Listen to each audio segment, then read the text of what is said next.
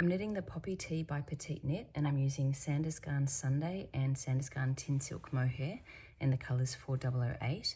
And I'm working my way down the body, and at the moment I'm about 6 inches down the body, and I've decided I'd like to just block it part way to get an idea of if my row gauge is going to change at all. So I'll measure my row gauge before and after blocking, and then that will give me a better idea of when I try it on, is it actually going to be long enough, or shall I expect it to grow a little bit? So I've just got it on a really long, one long circular needle, but I think what I'll do is I'll pop it on these knit extension cords.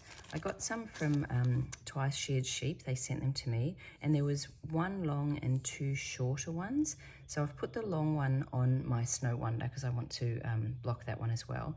So I've got these two short ones, so I think what I'll do is I'll put the front on one half and the front on the other, and then I'll measure my row gauge, and I think I'm also going to weave in my ends, at least these ones up here, nothing down here under the arms because I've got to pick up stitches, but these ones around the neckline, I will weave in my ends, and then I'll cut them probably to about that long, and then I'll block them because I just think that, you know, I may as well do that you know, now. And I'm also quite happy with the fit, so it's not something that I think I'll need to come back and change. Sometimes I might wait to weave in my ends until later if I think I need to rip back, because you obviously don't want to rip back after you've already woven in the ends. So I'm just going to start by, I know some people have had in the past trouble with perhaps certain versions of these losing stitches on the needle or when they're transferring it. So I'm just going to show you what I did for Snow Wonder, because that worked really well.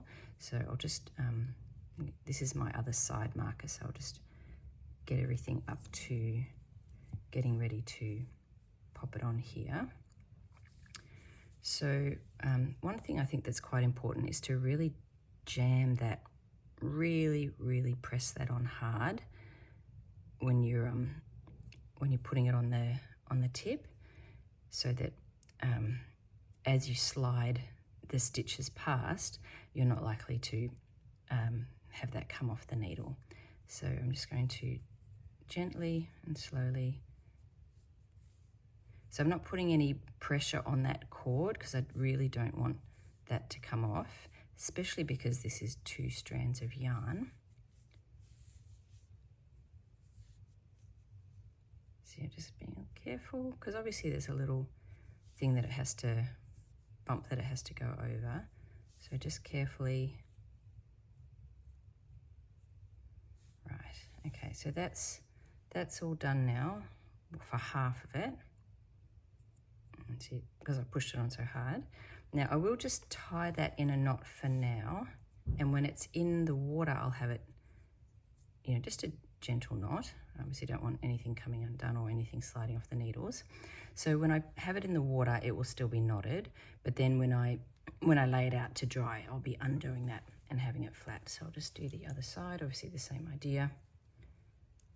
Trying not to clang my needles. I'll grab the other short one. I mean, it's the same process, right? So I'm just going to put that on there, really push it on hard.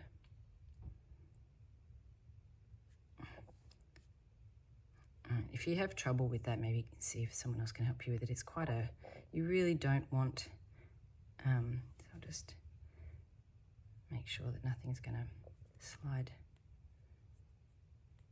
I'm not going to lose anything there.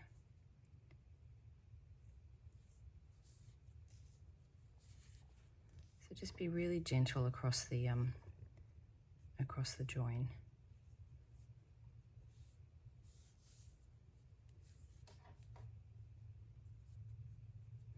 Ideally you don't want the stitches actually pushing on the cord.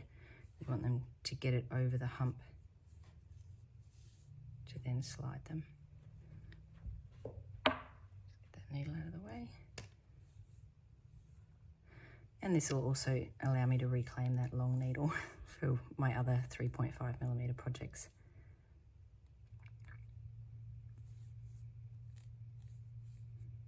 Okay, so that's safe now.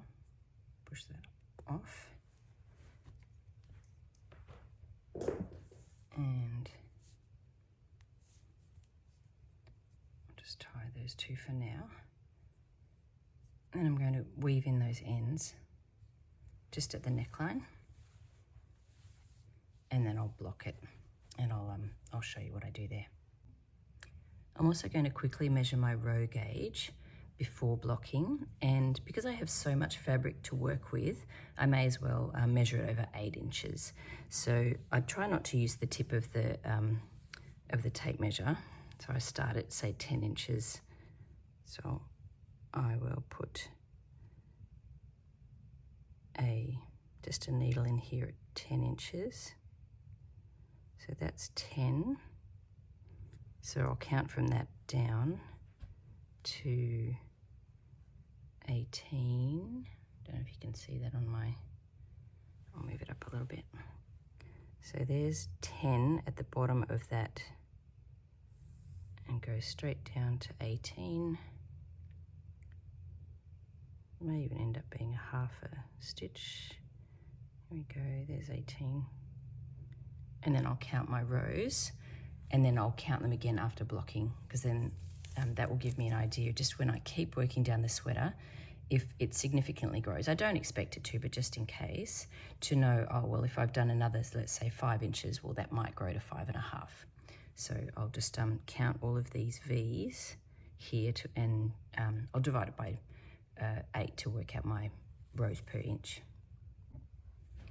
So when I weave in the ends, I'm often looking for, let's say, a seam line or something similar that I want to weave in the ends across. And I can see here, this is where there was like a pickup line for stitches, so that's a really natural place to be able to weave in those ends. So I'll just put the yarn on a tapestry needle,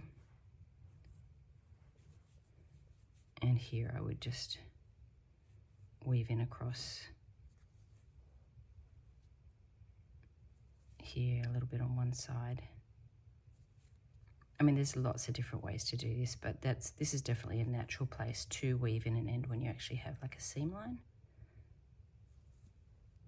And I'll just come back a little bit through there and actually sort of piercing through. And there's no way this is going to come out because it's because of the mohair.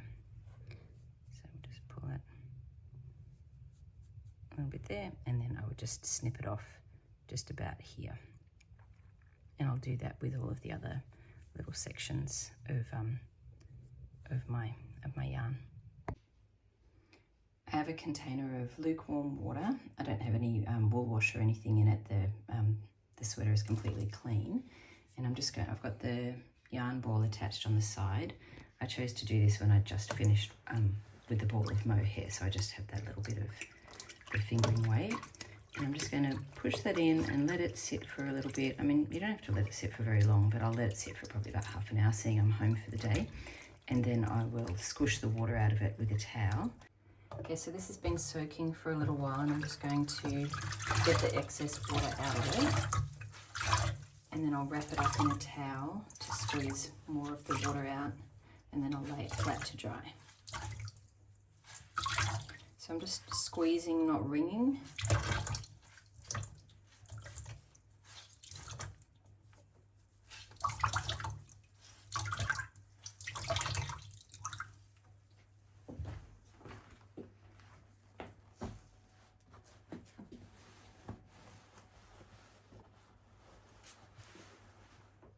So I'll just put some pressure on that. And then maybe flip it over.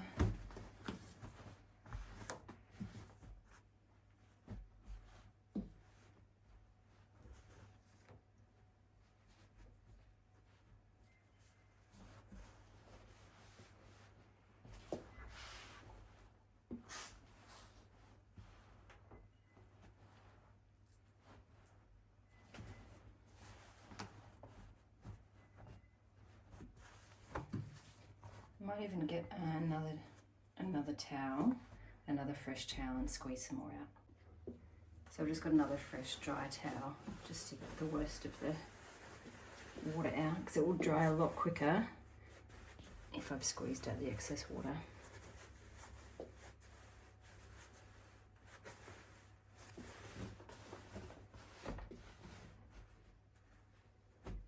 so I'm just going to take it to the bed where it's going to sit on top of the bed under a ceiling fan to dry.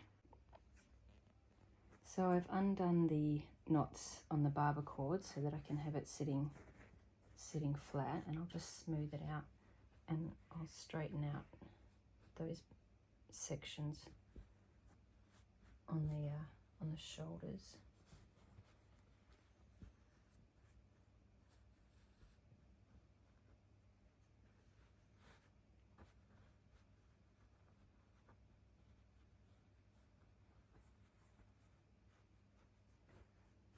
And then I'll leave it to dry for a little while under a ceiling fan, and then flip it over after a few hours onto a new towel and let it dry. And within about 24 hours it should be dry. So my sweater has been blocked part way, and I have measured my row gauge again, and it has grown just a little bit. It's grown from 70 rows over 8 inches to 67. So that's not a huge amount. It does give me a bit of confidence that when I come back and work down the body, when I finish, whatever length it is, it won't grow a lot more. One thing I have done though is I have actually picked up the stitches and knit the sleeves. I find that when this hasn't been done, if this is still on waste yarn, that it can give an impression that this is longer than it is. Once you pick up those stitches and you actually knit the sleeves, it does pull the side up a little bit. So I wanted to make sure that my sleeves were done before I continued with the body to make sure I was happy with the length. So I'm just at that point now where I need to put the work back onto the needles. So I've just got to undo these knots, and let me see, where is the yarn actually? I better start at this end. I actually, I had to, because I didn't have quite enough yarn, I actually have to come back to here. So, but I'll just get all of the work on back on the needles, and then I'll just slide the stitches back to that particular spot, because I actually just ran out of mohair before the end of the row. Right, so I'm just going to undo these and get the work back on the needles. Now I actually have a slightly smaller needle here. I think it was Karen who gave me a tip to put it back onto a smaller needle. The stitches will just move a little easier. The reality is this could be a very small needle. It doesn't have to be the needle that I'm actually knitting with, because the size of the stitches are made by whatever needle you knit onto, not what you knit off from. So this is actually a 3mm needle. You could actually have like one end 3mm and one 3.5, because I'm working on a 3.5mm needle, and then just knit off onto it. But I'll just get everything onto this. I can't find my 3.5 interchangeables, but I'll just get everything onto this, and then I'll just knit straight from this off onto a 3.5. I hope that makes sense. So I'm just going to, but I've chosen the smaller needle just because it will be easier to get the stitches on. So I'm just going to push that extension cord really firmly onto the tip of that needle, and then I'll start sliding. Sorry if I went off camera there.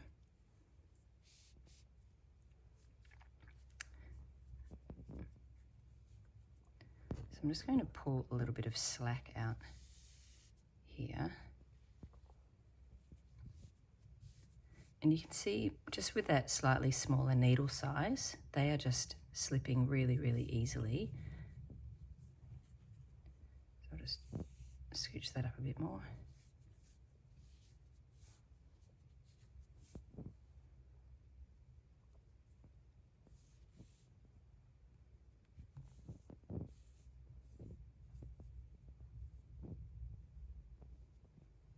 Okay, so that's half done.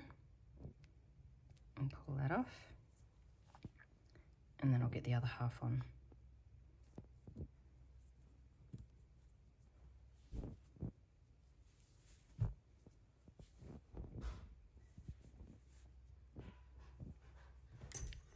Now I don't have any shaping to do, so I don't actually have to put a stitch marker on here, but sometimes I like to have a stitch marker on there because it just helps me in terms of working out, like when I try it on.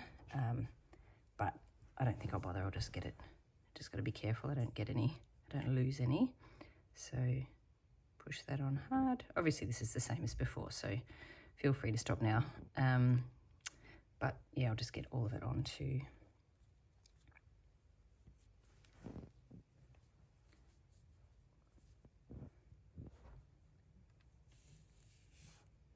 So I just want to push that along so that it's easier to slide.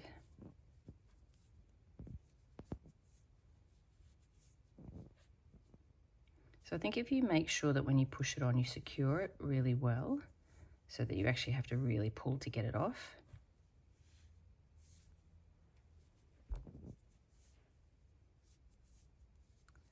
Almost there.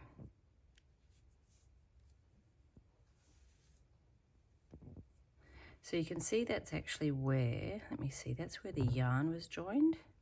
So it would make more sense actually, just being sensible, is to actually pull that off. Otherwise I'm just going to have to transfer it anyway.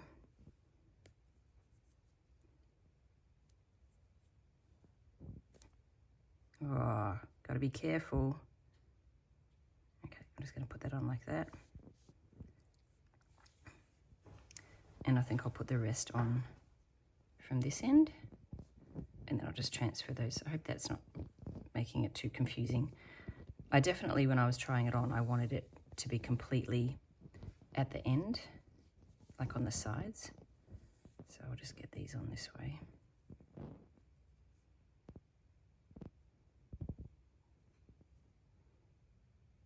I'm so excited about getting this sweater done.